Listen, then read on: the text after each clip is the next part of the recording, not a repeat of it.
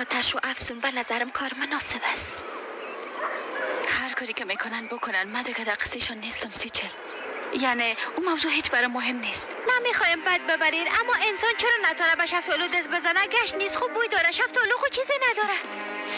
اما من کدام مشکل ندارم. بهار کمه مغرور است. گشت نیزه برات بندازم. بنداز. خوش گرفت، باز بسیار زورم داد. هر کس باشه باز زورش میده. تا حالا از دختر خود خبر نداشت خواهر؟ مام دیگه چه سوالایی میکنم؟ اگه خبر میداشت باز منتظر نمیمون.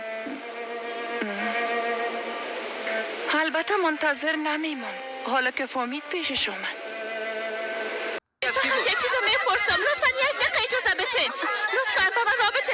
میبخشین میخواستم یک دقیقه اجازه بده. میشه برام ایره بگوین که صنف جدید چی وقت شروع میشه؟ من باز براتون خبر میدم. لطفا آرام باشین. آرام باشین. آرام باشین. میبخشین نشنیدم. میشه که یک دقیقه آرام اجازه باشین. بده. تو بهار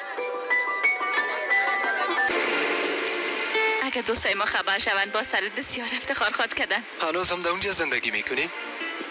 نه خیر، ما در اسکودار زندگی میکنیم. وای اونجا خانه بسیار لکس داره. همونطور است. اما ما در خانه لکس نیستیم. راستش داستان طولانی داره، بعداً برات